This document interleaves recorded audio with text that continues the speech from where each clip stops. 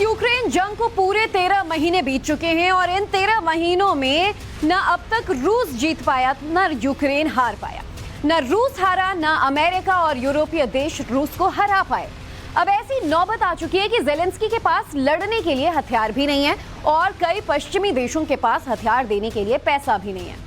Ukraine के राष्ट्रपति ने आज साफ कह दिया कि जब तक कि पश्चिमी देशों से हथियार नहीं आ जाते यूक्रेन आर्मी हमलावर होने की स्थिति में अब नहीं है। और नाटो चीफ ने पार्टनर्स को प्रोडक्शन बढ़ाने का मंत्र दिया है। क्या है वो मंत्र और वॉर जोन की बड़ी खबरें, ये आपको बताएंगे, लेकिन शुरुआत बड़ी खबर के साथ। तो युद्ध के बीच ज़ेलेंस्की का एक बहुत बड़ा बयान आया है। ज़ेलेंस्की ने कहा है कि अब हमारे पास लड़ने के लिए हथियार नहीं है, हथियार खत्म हो रहे हैं, ज़ेलेंस्की का कहना है। तो देखिए, यूक्रेनी राष्ट्रपति ने कहा है कि अब रूस पर हम हमला नहीं कर सकते। ज़ेलेंस्की ने यूक्रेन की आर्मी को हथियारों का इंतजार करने के लिए कहा है। युद्ध के 13 महीने बीत जाने के बाद ज़ेलेंस्की का बड़ा बयान सामने आया है और कहा है कि अब हथियार भी खत्म हो रहे हैं। प्रोडक्शन पार्टनर्स को कहा है कि सप्लाई जल्द से जल्द किया जाए और तब तक यूक्रेनी आर्मी को होल्ड पर रखा गया है कि वो रूस पर अटैक करने के लिए सक्षम नहीं है। और ऐसे में जब तक हथियारों की सप्लाई नहीं हो जाती, दोबारा अटैक मोड में यूक्रेन पूरी तरह से नहीं आ पाएगा। और अब आपको बताते हैं कि ज़ेलेंस्की ने आखिर क्या क्या कहा। ज़ेलेंस्की ने आज ये बड़ा बयान युद्ध के बीच दिया है। यूक्रेनी आर्मी के पास गोला बारूद और हथियारों की कमी है। तो देखिए, ज़ेलेंस्की ने यह भी कहा कि रूस पर पलटवार करने की स्थिति में यूक्रेन की आर्मी नहीं है। सवाल यह है कि क्या सरेंडर मोड पर आ गए हैं ज़ेलेंस्की। हमने यूरोपीय देशों और अमेरिका से हथियार की मांग की है। हालांकि यूरोपियन यूनियन के और अमेरिका समेत कई देश हैं जो यूक्रेन की मदद कर रहे थे, लेकिन अब हथियारों से कि यूक्रेन पहुंचने तक उन्हें इंतजार करना होगा क्योंकि हथियारों की सप्लाई में देरी हो रही है। बैटल टैंक्स, आर्टिलरी और MLRS की डिलीवरी में देरी होने की वजह से यूक्रेनी आर्मी को अब रुकना पड़ रहा है। जब तक यूक्रेन को हथियार मिल नहीं जाते, यूक्रेन के सैनिक रूस का सामना कर नहीं पाएंगे, लड़ नहीं पाएंगे। ये हम नहीं कह रहे हैं, ये कह रहे हैं खुद यूक्रेन के राष्ट्रपति ज़ेलेंस्की।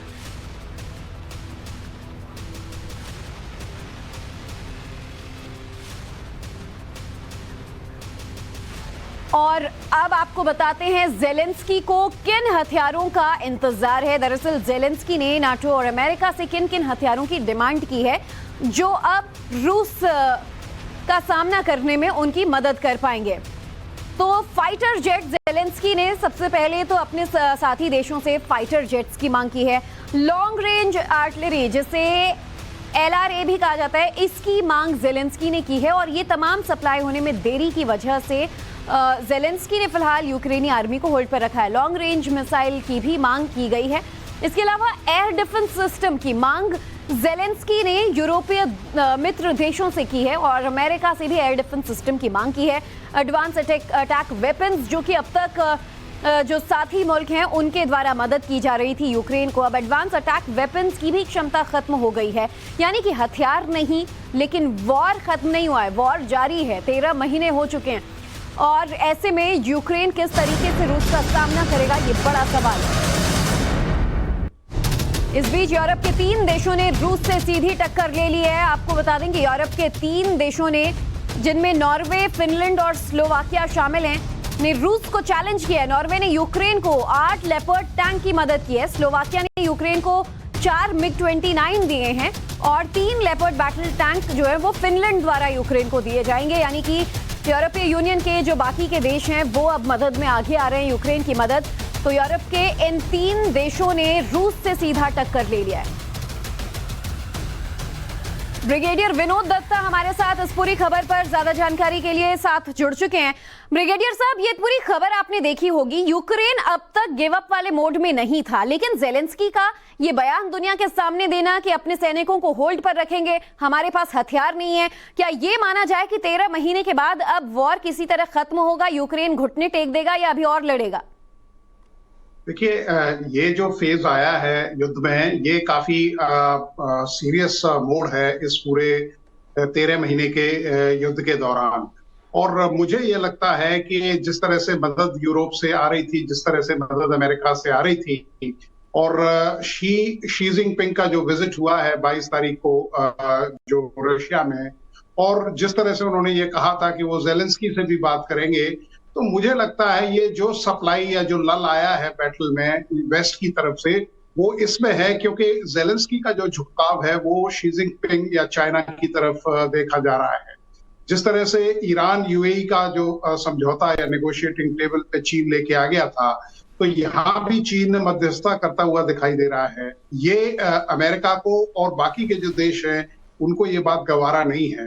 तो मुझे लगता है कि ये शायद उसका ही स्पिन ऑफ है। और एज इट इज यूक्रेन, देखिए 5:1 का कॉम्बैट रेशियो है।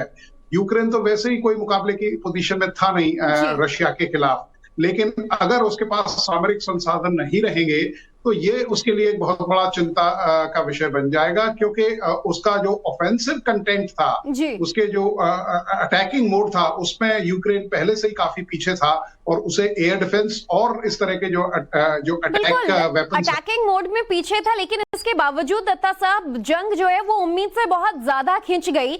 ये जो अभी मोड़ आया है जंग में, जो सिचुएशन यूक्रेन के सामने आई है, कहीं ना कहीं दुनिया ने इसकी उम्मीद महज 2-4 महीने में की थी कि यूक्रेन रूस के आगे टिक नहीं पाएगा। क्या ये वही दौर है, वही सिचुएशन है, या अभी अमेरिका और दूसरे देशों की मदद से युद्ध और खिंच पाएगा?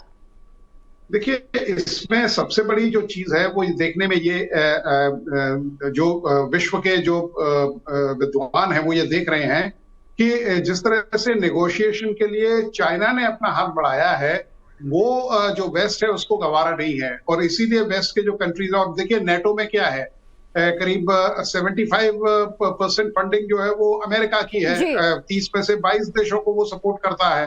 तो अगर अमेरिका अपना हाथ खींच लेगा तो बाकी देशों की तो वैसे भी उनकी जो माली हालत है वो कोई बहुत ज्यादा हेल्दी नहीं है। तो वो अगर अमेरिका इस तरह से, क्योंकि अमेरिका बिल्कुल खुश नहीं है जिस तरह से ये बयान दिए गए थे कि चाइना जेलेंस्की से भी बात करेगा, और अगर ये मध्यस्थता चाइना के द्वारा होती है तो ये अमेरिका की सबसे बड़ी शिकस्त होगी।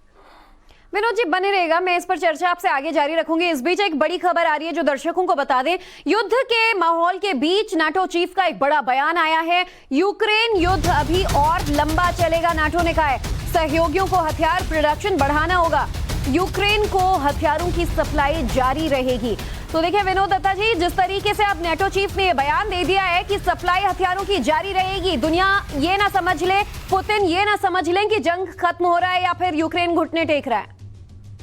हाँ बिल्कुल, देखिए ये स्टेटमेंट बहुत जरूरी था, क्योंकि जिस तरह के आश्वासन यूक्रेन को दिए हैं, क्योंकि अगर आप ये देखिए युद्ध शुरू कैसे हुआ, ये युद्ध भी तभी शुरू हुआ, आपको याद होगा उस रात को पूरा विश्व देख रहा था जब बाइडेन साहब ने आए थे करीब 2-2:30 बजे इंडियन स्टैंडर्ड टाइम के हिसाब से, और उन्होंने कहा था कि अमेरिका रशिया के खिलाफ युद्ध में नहीं उतरेगा, और उसके एकदम बाद ही रशिया ने यूक्रेन पर अटैक कर दिया था।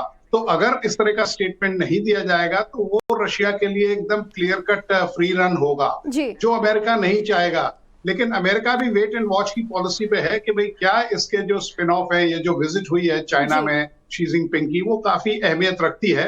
और जैसे ही चीजें अनफोल्ड होगी या जिस तरह के रुझान देखे जाएंगे, उसके ऊपर ये निर्धारित किया जाएगा कि इस युद्ध की दिशा और दशा क्या हो। बिल्कुल, और जिस तरीके से अमेरिका वेस्ट आज यूरोपीय देशों को भड़काने की भी कोशिश में लगा हुआ था रूस के खिलाफ, और अब नेटो चीफ ने कह दिया है कि हथियार का सप्लाई भी होता रहेगा, लगता नहीं कि इतने जल्दी कोई बड़ा मोड़ इस जंग में आने वाला है। बहुत बहुत शुक्रिया विनोद साहब आपका हमारे साथ जुड़ने के लिए।